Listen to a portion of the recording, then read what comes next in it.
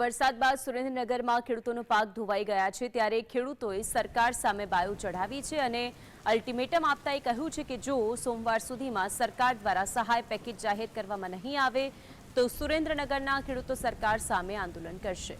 મહત્વપૂર્ણ એ છે કે સુરેન્દ્રનગર જિલ્લામાં વરસાદના પગલે ખેડૂતોના પાકોનું સોથ વળી ગયું છે અને આ પાણી 15 દિવસ સુધી ઓસરે તેવા કોઈ જ એંધાણ નથી દેખાતા। તેના કારણે ખેડૂતોની ચિંતામાં વધારો છે। ખેતરોમાં 2 થી 3 ફૂટ જેટલા પાણી ભરાઈ જતા મગફળી જેવા પાકોમાં સડું લાગવાનું શરૂ થઈ ગયું છે।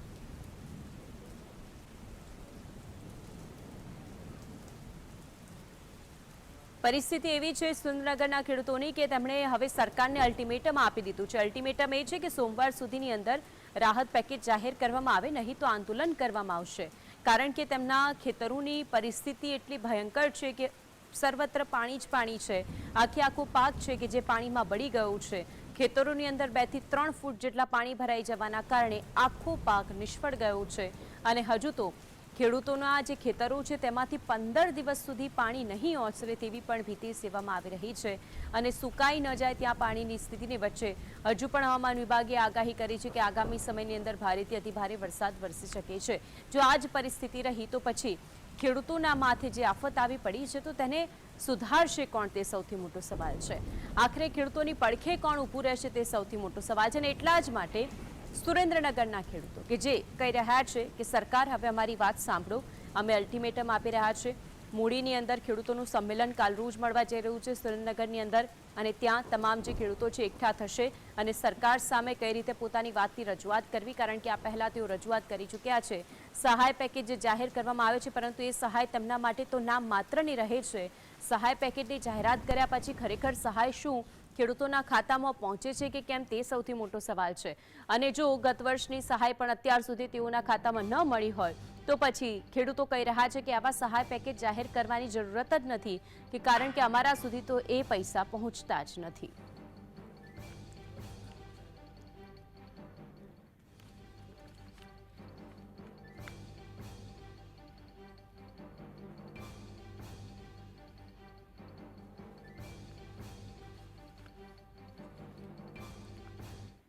તો આજ અંગે ચર્ચા કરવા માટે આપણી સાથે જોડાઈ ગયા છે ડોક્ટર નિકુલ પટેલ કે જેઓ કોંગ્રેસના નેતા છે અને મનસુખ પટોડિયા છે કે જેઓ ખેડૂત આગેવાન છે। આ બંનેનું સ્વાગત છે જીએસટીવીની અંદર। સૌથી પહેલા તો આપની પાસે આવું છું મનસુખભાઈ।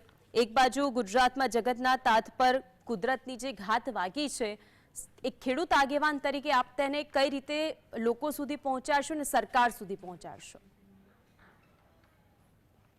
હા, નમસ્કાર બેન। જી નમસ્કાર। ખરેખર અતિવૃષ્ટિ જે વધારે વરસાદ થયો છે એના કારણે જે નુકસાન થઈ છે, ખૂબ મોટું નુકસાન ગયું છે। અત્યારે ખેતરોની અંદર પાણી ભરેલા છે અને એને કારણે સતત આજે ખેડૂત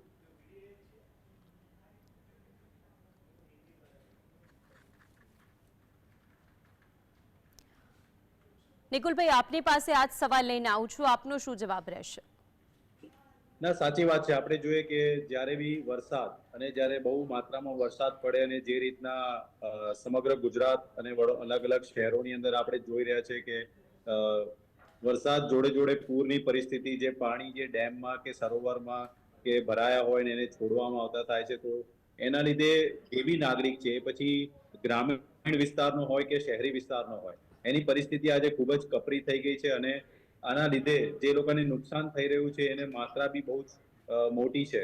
આપણે જો ગ્રામીણ વિસ્તારની વાત કરીએ તો ખેડૂતોના જે ઊભા પાક છે એ ઊભા પાકને નુકસાન થાય છે અને વળતરની જ્યારે વાત આવે તો હંમેશા સરકાર કહે છે કે વળતર અમે ચૂકવીએ છીએ, પરંતુ એના જે સર્વે થવાના સમયસર સર્વે થાય, સમયસર સર્વે થયા પછી એના જે બી પર હેક્ટર જે ભાવ નક્કી થાય અને એમને જે મળવું જોઈએ એ ઘણો સમય થતો રહેતો હોય છે અને એના લીધે ખેડૂતોની પરિસ્થિતિ ખૂબ ગંભીર થતી હોય। પરંતુ આ જ વસ્તુ શહેરી વિસ્તારની જ્યારે આપણે વાત કરીએ તો લોકો પોતા પર આત્મનિર્ભર બનવું પડી રહ્યું છે અત્યારે, કારણ કે સરકારની જે સાફ સફાઈની વાત કરીએ તો એ લોકો રોડ રસ્તા સુધી સીમિત હોય છે, પણ લોકોના ઘરમાં જે પાણી ભરાઈ ગયા છે એની જે સાફ સફાઈની વાત આવે ત્યારે લોકોએ પોતાની રીતે આત્મનિર્ભર બનવું પડે છે અને એના લીધે એ લોકોની જે સ્વાસ્થ્ય પર સવાલ ઉભો થાય છે, એ લોકોના નુકસાન ઉપર સવાલ ઉભો થાય છે। મારા ખ્યાલથી જે રીતના હર્ષભાઈ સંઘવી બરોડામાં આવ્યા હતા અને બરોડાની અંદર એ પૂરની પરિસ્થિતિનો ત્યાગ મેળવવાનો પ્રયત્ન કર્યો, અને જ્યારે પ્રેસ રિપોર્ટર્સ દ્વારા સવાલ પૂછવામાં આવે કે કોર્પોરેશન દ્વારા હોડીઓ લેવામાં આવી હતી, એ ધૂળ ખાય છે, તો એનો જવાબ એ આપી શક્યા નતા. અને ખરેખર અત્યારે પરિસ્થિતિ વડોદરા શહેરની તેમજ સમગ્ર ગુજરાતની ખૂબ ચિંતિત છે. તો સરકારે તાત્કાલિક એવી પગલા લેવાનો હોય લે, અને લોકોના ઘરોની અંદર બી સાફ સફાઈ, એમને નુકસાન થયું એનો સર્વે, અને મધ્યમ વર્ગ જે કમરતોડ મોંઘવારીથી ઝઝુમી રહ્યો છે,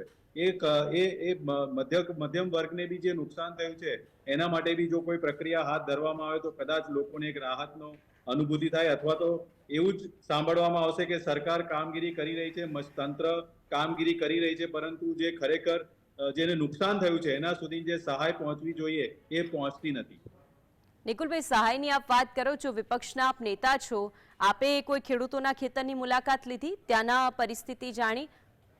હું વડોદરા શહેરમાં રહું છું. વડોદરા શહેરમાં વોર્ડ નંબર 2 માં છેલ્લા 3-4 દિવસથી અમે સતત વિસ્તારમાં છીએ. તમે મારો ગઈકાલનો એક ફેસબુક વિડીયો જોશો, પાણી બધા ઉતરી ગયા હોવા છતાં બી ઘણી સોસાયટીઓ એવી છે કે જ્યાં આજે બી પાણી ભરાઈ રહ્યા છે, અને એ પાણી ઉતારવા માટે અમે જે ભૂકી કાંસ છે એની દિવાલો તોડાવવાનો પ્રયત્ન કર્યો. મેં મુખ્યમંત્રી તથા પ્રાઇમ મિનિસ્ટરને ટ્વીટ બી કરીને જ્યારે કર્યું ત્યાર પછી બુલડોઝર્સ ને બધું આવ્યું. તો પ્રયત્ન ચાલુ છે. ખેડૂત ખેતરમાં હું એટલે નથી ગયો કારણ કે હું ગામડા વિસ્તારમાં નથી રહેતો, પરંતુ ત્યાંની બી પરિસ્થિતિ જો આપણે સમજી શકીએ આપણા અનુભવ પરથી તો ખૂબ જ ગંભીર પરિસ્થિતિ હશે. આજે સવારથી અમે લોકો વિસ્તારની અંદર જે લોકોને બી ઘરોની અંદર ડિસઇન્ફેક્શન કરવાના જે પ્રયત્ન કરવાના છે એના માટે બી અમે ફિલ્ડમાં હતા. એવું નથી વિપક્ષ તરીકે, પણ અમિત ચાવડાજી પોતે બી ગઈકાલે વડોદરા શહેરમાં હતા અને એમના દ્વારા અલગ અલગ જગ્યાએ જે લોકોને નુકસાન થયું છે એનો ત્યાગ મેળવવાનો પ્રયત્ન કર્યો છે, અને એમના દ્વારા સરકારશ્રીને ખેડૂતોને નહીં પરંતુ જે મધ્યમ વર્ગના લોકો જે શહેરોની અંદર જે આ માનવ સર્જિત પૂર આવ્યું છે એમાં થયેલ નુકસાનની ભરપાઈ કરવા માટે બી સરકારને રજૂઆત કરવાના. મનસુખભાઈ, આપની પાસે આવું છું. જે રીતે પરિસ્થિતિ એવી સર્જાય છે દર વર્ષની, એક તરફ તો આ વખત એવું હતું કે વરસાદ નહોતો એટલે એવું થાય કે હવે પાણી લાવવું તો લાવવું ક્યાંથી, પછી જે પરિસ્થિતિ સર્જાય, અનરાધાર વરસાદ વરસે, હવે લીલા દુકાળની સ્થિતિ આવી છે. જે સહાયની માંગ કરી રહ્યા છે ખેડૂતો, આપનું શું કહેવું છે, કેટલી સહાય મળવી યોગ્ય છે? તમે સહાયની અંદર તો માનો કે પાક નુકસાની ગઈ છે, અને લગભગ જુલાઈની અંદર જે વરસાદ થયો એને કારણે સરકારે લગભગ 350 કરોડ રૂપિયા જેવી જાહેરાત કરવામાં આવી છે, પરંતુ એ તો જે તે સમયે નુકસાન થઈ હતી, ખેડૂતોને પાક બળી ગયા હતા એ પ્રમાણે.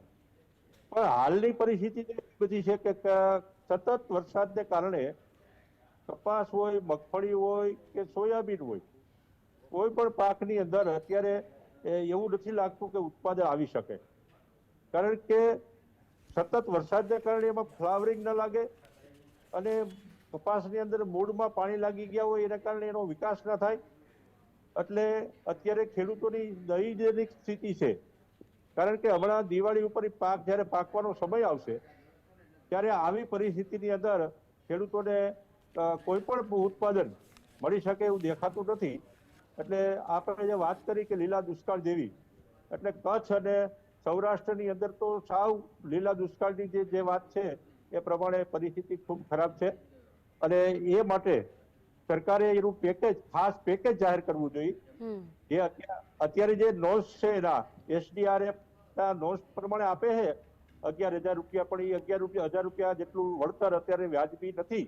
એટલે સરકારને અમારી એક લાગણી અને માગણી છે કે ખરેખર એનો આખો સર્વે થઈ અને ખેડૂતોને એક પેકેજ જાહેર કરવું જોઈએ, કારણ કે અતિવૃષ્ટિ થઈ છે એના અનુસંધાને સરકાર એક પેકેજ જાહેર કરે અને ખેડૂતોને મદદરૂપ કરે એવી અમારી માગણી છે. નિકુલભાઈ, આપની પાસે આવું છું. એક તરફ વડોદરાની જે પરિસ્થિતિ સામે આવી, હવે તો ધીમે ધીમે પાણી ઓસરી રહ્યા છે, માત્ર 10 ફૂટ જેટલા વરસાદની અંદર પરિસ્થિતિ આવી સામે આવી જાય. કેટલી જગ્યાએ તો એવી પરિસ્થિતિ હતી કે તંત્રની બેદરકારીના કારણે પાણી ભરાયેલા હતા, ત્યારે તેને લઈને આપનું શું કહેવું છે? વડોદરા શહેરની જ્યારે આપણે સ્પેસિફિક વાત કરીએ છીએ તો આપણે સમજીએ છીએ કે હવામાન વિભાગ દ્વારા આગાહી કરવામાં આવી હતી કે આ વરસાદ પડશે ને એક લો ડિપ્રેશનનું એ જે છે આપણા ગુજરાત પરથી પસાર થવાનું છે. તો ડેફિનેટલી કેચમેન્ટ એરિયા તેમજ વડોદરા શહેરમાં ખૂબ વરસાદ પડશે એવી આગાહી હતી. તો જ્યારે આજવા સરોવરના ડેમને દરવાજા ખોલવાનો જે નિર્ણય હોય એ જે મ્યુનિસિપલ કમિશનર, મેયર અને સ્ટેન્ડિંગ કમિટીના ચેરમેને યોગ્ય સમયે લેવો જોઈતો હતો. કારણ કે સમજી લો કે 212 મીટરે 212 ફૂટે એક રૂલ લેવલ છે, તો 214 ફૂટ સુધી રાહ જોવાનો જે અભિગમ છે એ ખૂબ જ ખોટો છે. આગાહી હોવા છતાં બી 210 કે 211 ફૂટે જો નિર્ણય લેવામાં આવ્યો હોત પાણી છોડવાનો, તો આજે વડોદરા શહેરમાં જે રીતના પાણી ભરાયા છે, લોકોનું કહેવું છે કે 40 વર્ષમાં જે પાણી નતા ભરાયા એવા તમે પાણી આજે લોકોના એવા એરિયાઝમાં બી પાણી આવી ગયા છે. એટલે સમગ્ર વડોદરા જો પૂરના સંકટથી જો ઝઝૂમી રહ્યું હોય તો એ તંત્રની બેદરકારી અને સંકલનના અભાવે થઈ રહ્યું છે એવો અમારો સ્પષ્ટ આક્ષેપ છે. કારણ કે જો યોગ્ય સમયે નિર્ણય લેવામાં આવે તો આવું ના થાય. બીજો આક્ષેપ એવો છે કે વિકાસના નામે તમે જો તો નદી પર, કાંસ ઉપર જે રીતના બાંધકામો કરવામાં આવ્યા છે, એ બાંધકામોના લીધે જે પાણીનો વહેણ છે એ પાણીના વહેણ અટકી ગયા છે, અને વહેણ અટકીને લીધે જે પાણી સ્થગિત થઈ ગયું છે વડોદરા શહેરમાં, એના લીધે લોકોના ઘરમાં 2-2, 2.5, 3-3 ફૂટ સુધીના પાણી ભરાઈ ગયા છે. અને એ નુકસાની જે છે એ લોકોએ ભોગવવી પડી છે. એનો સીધો રોષ જે સરકારના ધારાસભ્ય ચૂંટાયેલા છે એમને બી બનવું પડ્યું છે. એ પછી વોર્ડ નંબર 2 જ્યાંથી હું બિલોંગ કરું છું, સમા વિસ્તારમાં બાલકૃષ્ણ શુક્લ હોય કે મનીષાબેન વકીલ હોય કે કોઈ બી હોય, આજે લોકો એટલા ત્રાહિમામ થઈ ગયા છે. કારણ કે જો તંત્રની જવાબદારી છે કે નુકસાન થાય પણ એની જે માત્રા હોય એક મિનિમમ થાય એનો પ્રયત્ન કરવો જોઈએ, જે નથી થઈ રહ્યો. એના લીધે આજે વડોદરા શહેરની અંદર તો નિકુલભાઈ, આપે માનો છો કે જ્યારે કોઈ પણ નેતા અને એમાં પણ ગૃહ રાજ્યમંત્રી જેવા ઉચ્ચ કક્ષાના નેતા ત્યાંની મુલાકાત લેતા હોય, તે સમયે જ મંત્રીઓ દોડતા થાય છે, તે જ સમયે તેમની પોતાની કામગીરી યાદ આવે છે, તે જ સમયે તેઓ કામગીરી બતાવતા હોય છે કે અમે આટલું કામ કર્યું? સાચી વાત છે. એટલે જ તમે જુઓ કે વડોદરા શહેરની અંદર ઠેર ઠેર ચૂંટાયેલા કોર્પોરેટર હોય કે ચૂંટાયેલા ધારાસભ્યો હોય. અત્યારે આપણને સૌને ખબર છે કે કયા પક્ષના ધારાસભ્યો અને કોર્પોરેટરો ચૂંટાયેલા વધુ માત્રામાં છે. એ લોકો જ્યારે ફિલ્ડમાં જઈ રહ્યા છે, આવી રીતના જ્યારે કોઈ આવે ત્યારે, તો એનો રોષનો ભોગ બી એ લોકો બની રહ્યા છે. અને એટલું જ કહેવા માંગીશ કે આપણે સૌ ભેગા મળીને પ્રજાના પ્રતિનિધિઓ છે, અને પ્રજાના પ્રતિનિધિઓની જવાબદારી છે કે પ્રજાને સૌથી ઓછી હાલાકી પડે. પરંતુ ખાલી ચૂંટાઈ જઈ અને ચૂંટણી જીતી ગયા પછી શું કે ઓફિસમાં બેસી રહેવું, પ્રજાની વચ્ચે ના રહેવું, જ્યારે આફત આવે ત્યારે બી યોગ્ય નિર્ણય લઈને યોગ્ય કામગીરી તંત્ર દ્વારા ના થાય. મેં તો એવા બી ઉદાહરણ જોયું છે કે મારો પોતાનું ઉદાહરણ મેં કહીશ કે મેં શું કહેવાય કે ઇમરજન્સીમાં NDRF કે SDRFમાં ફોન કર્યું અને એમણે મને ફોન ઉપર અડધો કલાક પછી એવું કીધું કે અમે ત્યાં પહોંચી નહીં શકીએ. તો આવી પરિસ્થિતિ થાય તો એના પાછળના કારણો શું છે? શું ટેકનિકલી જે સાધનો અવેલેબલ છે નથી, એના લીધે નથી જઈ શકતા, કે એમની નિષ્કાળજી? તો આ બધા સવાલોના ઘેરામાં અલ્ટિમેટલી સંકલન, તંત્ર અને શું કહે ચૂંટાયેલા પ્રતિનિધિ જે જવાબદારી છે ભોગવી શું કહે કે કરી નથી રહ્યા, એના લીધે લોકો હેરાન થઈ રહ્યા. મનસુખભાઈ, જે રીતે SDRFના ધારાધોરણો છે, એક તરફ ખેડૂતો જે તેમની માંગ પર અડગ છે, બાગાયતી પાકને લઈને વાત કરવામાં 13,500 જેટલું પછી સરકારી ભંડોળમાંથી તેમને જે સહાય ચૂકવવામાં આવે છે, એક ખેડૂત આગેવાન તરીકે આપનું શું કહેવું છે? શું આટલી સહાય એક ખેડૂતને હેક્ટર દીઠ પૂરતી છે ખરી? સરકારના એ નોંધ છે SDRF પ્રમાણે, એમાં 33% ઉપર જ નુકસાન થાય એટલા લોકોને એટલી જ રકમ મળે છે. એ મર્યાદિત રકમ છે, એમાં વધુ સરકાર આપી નથી શકતી. પરંતુ અત્યારની જે પરિસ્થિતિ છે એની અંદર ઇન્ટરનેટ ઉપર જોઈ શકીએ આપણે કયા ખેતરમાં કયા ખેડૂતોને કેવો પાક બળી ગયો છે. હવે અત્યારે વરસાદના પાણી ભરેલા ખેતરની અંદર પાકો અત્યારે બળી જવા અને છોડવા સુકાઈ જાય છે, એટલે હાવ પાક જ નિષ્ફળ જાય છે. ત્યારે એના માટે ખાસ પેકેજ જાહેર કરવું જોઈએ. એના નોન્સ છે એ તો બરોબર છે સરકારના, પણ એ નોન્સ પ્રમાણે જે કંઈ સહાય મળે, 11,000 રૂપિયાની જે જાહેરાત વાત કરી છે પિયત વાળી જમીનની, તો એ તો વ્યાજબી નથી અમારા કિંમતે. કારણ કે અત્યારે હવે જે કઈ સ્થિતિ પેદા થઈ છે કે એની અંદર ઉત્પાદન જ મળે એમ નથી. એક વાત એ સમજવાનો પ્રયત્ન કરીએ આપની પાસેથી મનસુખભાઈ, એક હેક્ટર દીઠ કોઈ ખેડૂત પોતાના પાકનું વાવેતર કરે છે તો તેને કેટલો ખર્ચ પડતો હોય છે આવી દુષ્કાળની પરિસ્થિતિ, અને તેમાં પણ વધુ પાણીને આખું ખેતર બેટમાં ફેરવાઈ જાય તો તેને કેટલું નુકસાની વેઠવાનો વારો આવતો હોય છે? કારણ કે લણણી ખર્ચ, મજૂરી ખર્ચ, પેકેજિંગ ખર્ચ, રાસાયણિક ખાતર, આ બધું જ જો એ ખર્ચો કરે તો પછી આખરે તેને કેટલો ભોગવવાનો વારો આવતો હોય છે. અને 33%થી ઓછા જેટલા પણ લોકો ખેડૂતો હશે તેઓનું શું? એટલે 33% તો એનો નોંધ છે, એટલે કે જે પાક વાવ્યો છે એનું 33% નુકસાન થાય તો એને 11,000 રૂપિયા એક હેક્ટરે મળે છે, અને વધુમાં વધુ 2 હેક્ટર એટલે એને ખાલી 22,000 રૂપિયા મળે એવી જાહેરાત સરકારે કરી છે. પરંતુ એ તો જે તે સમયે જુલાઈની અંદર જે પાક મળી ગયો, વાવેતર થયું હતું, એના ખર્ચ પૂરતા મર્યાદિત છે. પણ હવે અત્યારે કપાસ હાવ બળી ગયો છે, એમાં ઉત્પાદન જ નથી મળે, એટલે ઓછામાં ઓછું 30-40,000 રૂપિયા વીઘાનો જે ખર્ચ થયો છે કપાસમાં, એટલે એ પ્રમાણે સરકારે જાહેરાત પેકેજની મેં માંગણી એટલા માટે જ કરી છે કે પાક પ્રમાણે ખર્ચ થતો હોય છે. કપાસનો પાક છે એમાં ખર્ચ વધુ થતો હોય છે, દવા છે, ખાતર છે, બિયારણોનો ખર્ચ વધારે આવતો હોય છે. પછી સોયાબીન છે કે મગફળી છે એની અંદર ખર્ચ ઓછો આવતો હોય છે. પણ ટૂંકમાં અત્યારે તો ઉત્પાદન નથી મળે એ સ્થિતિની પેદાની વાત છે કે એમાં જે વૈજ્ઞાનિકો છે એને સરકારને ઇન્ટરનેટ દ્વારા સર્વે કરી અને સરકારને તાકીદ કરવી જોઈએ, કૃષિ વિભાગને ઇન્ટરનેટ દ્વારા સર્વે થવો જોઈએ કે ખેડૂતોને ખરેખર જે પાક વાવ્યો છે એની અંદર પાણી ભરેલા છે, એ પાક ઉત્પાદન મળે એમ છે કે નથી મળે એમ, એને ધ્યાનમાં રાખી અને એનું પેકેજ આખું જાહેર કરવું જોઈએ કે ખેડૂતોને જે નુકસાન થઈ છે એનું આટલા કરોડ રૂપિયાનું પેકેજ જાહેર કરવામાં આવે છે, અને ઇન્ટરનેટ ઉપર સર્વે થવો જોઈએ. સરકારના અત્યારે બધાય વૈજ્ઞાનિકો જોઈ શકે છે કે કયા સર્વે નંબરની અંદર કેટલો પાક કેટલો ફેલ થયો છે. એટલે જે કઈ સ્થાનિક લેવલે ખેતીવાડી વિભાગ દ્વારા સર્વેની જે વાત કરે છે એવા સર્વે નહીં. એ તો પછી માનો નહીં કે હાવ પૂરું થયા 2 મહિના વહ્યા જાય પછી સર્વે કરવા જાય તો અહીંયા ખેતરમાં કાંઈ હોય જ નહીં, એનો કોઈ મિનિંગ જ નથી. એટલે તાત્કાલિક અસરથી સરકારે સર્વે કરે, નેટ ઉપરથી સર્વે કરે કે કયા ખેડૂતોના કયા સર્વે નંબરમાં કેટલી નુકસાની છે અને ઉત્પાદન મળે એમ છે કે નથી મળે એમ, એને ધ્યાનમાં રાખી અને સરકારે એક પેકેજ જાહેર કરવું જોઈએ એવી અમારી માગણી છે. નિકુલભાઈ, જે રીતે મનસુખભાઈ કીધું આખો પાક નિષ્ફળ ગયો છે અને હવે જો તાત્કાલિક સર્વે ન કરવામાં આવે ત્યાર પછી સર્વે કરવામાં આવે તો પછી એનો કોઈ મતલબ નથી. ના, સાચી વાત છે. જે રીતના ખેડૂત આગેવાન શ્રી કહી રહ્યા છે, કોઈ બી વસ્તુનું નુકસાની જે તે સમયે અને કેટલું થયું છે એનો અંદાજ કાઢવાનું જે છે તાત્કાલિક થવું જોઈએ, પરંતુ જો એના માટે યોગ્ય કર્મચારીઓ ના હોય કે સ્ટાફનો અભાવ હોય તો સરકાર ડિજિટલ માધ્યમનો ઉપયોગ કરી શકે છે. ખેડૂતને પોતે એવા પોર્ટલ ઉપર પોતે એના ફોટા અપલોડ કરીને પોતે પોતાનો સ્વ ડિક્લેરેશન કરીને મૂકે તો એના આધારે બી સર્વે થઈ શકે છે.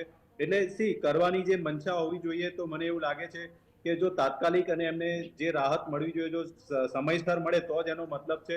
પછી તમે સમય જતો રહે અને યોગ્ય વળતર ના મળે તો એના માટે એમને જે નુકસાની થાય એનું અલ્ટિમેટલી નુકસાન તો દેશને બી છે, કારણ કે ખેડૂત પુત્ર જે છે એ લોકોના માટે જે અનાજ ઉગાવે છે તો એનો જે અલ્ટિમેટ જે ઉપયોગ કરતા છે એ જનતા છે. તો મારી દ્રષ્ટિએ હું મારા ખેડૂત આગેવાન શ્રી જોડે સહમત થઈશ કે સરકાર એવા માધ્યમ ઇમ્પ્લિમેન્ટ કરે જેથી ફટાફટ સર્વે થાય અને ડિજિટલ માધ્યમનો ઉપયોગ કરીને એવા પ્લેટફોર્મ ક્રિએટ કરીને ખેડૂત પોતે પોતાના ડિક્લેરેશન કરે કે મારે આટલું નુકસાન છે, એ નુકસાન કેટલું છે એની શું કહેવાય કે સરખામણી કરીને સરકાર પોતાની રીતે એક સરખું કેશ ડોલ આપવાની જગ્યાએ જેને જે નુકસાન થયું છે એ પ્રમાણે એનું મળે એવી અમારી બી માંગણી છે અને લાગણી છે.